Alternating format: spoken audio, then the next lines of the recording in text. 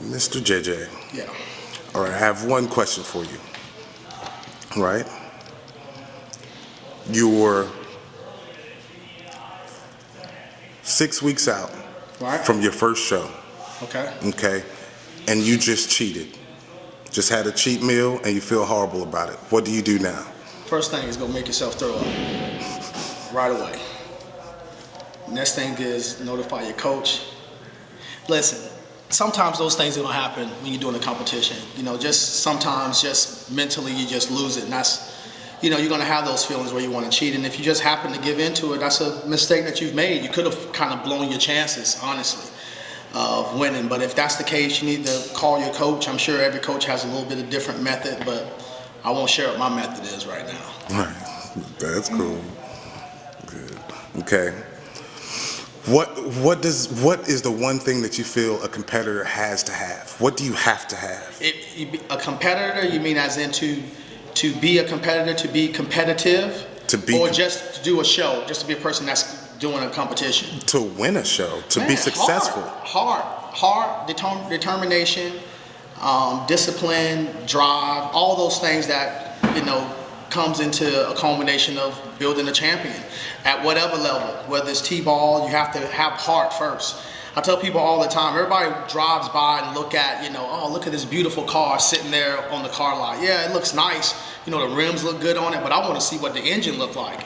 You know what I'm saying? I'm not worried about the body of the car. I'm worried about the engine, the heart. That's the most important part. So if you're going to be competitive, one thing that Ali likes to say is, you have to be passionate about this, because this sport don't love you. It's kind of like hip hop. This sport does not love you, so you have to be very passionate if you want to do it. You have to have the heart to do it. Is heart more important than genetics?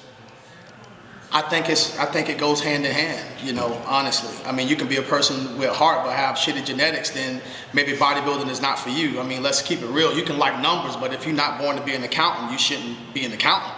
You know what I'm saying? So at the end of the day, that person, if you genetically don't have it, you probably need to pick another sport to do, or just feel good and comfortable about just being healthy and not take it to a level where you want to be competitive. But genetics plays a huge role, but also don't underestimate the person that's going to outwork a person with genetics.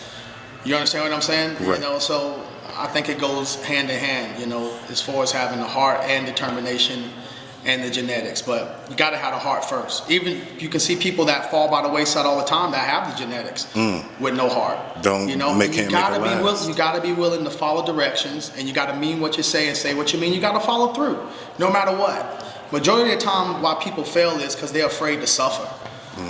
I'm not cut from that cloth, right. And I make sure that the people that I work with are not cut from that cloth. We're not afraid to suffer. Failure has been my best teacher time in and time again. So I'm not afraid to fail. I'm not afraid to suffer, because I know on the other side is going to be a reward. Pain and sorrow and all those things ain't going to last forever. Your grueling workout ain't going to last forever. At the other end of the spectrum, there will be reward. You got to trust and believe that that's why you work hard for it. If not, then what are you doing it for? You chasing ghosts. That's just how I feel about it. I'm no philosopher. You know what I'm saying? I'm just like I said, a young country boy from Tampa. You know what I mean? So, but that as far as if you want to measure the small level of success we've had as an organization, it's been because we have not been afraid to suffer. We've been willing to do whatever it takes, as far as, especially our top echelon people, we've been able to make sure that they stay on track and do what they need to do, because it's not just them. You got a whole organization on your back. You got the whole Jay's Fit Factory. You got all the Muscle Swag Nation on your back.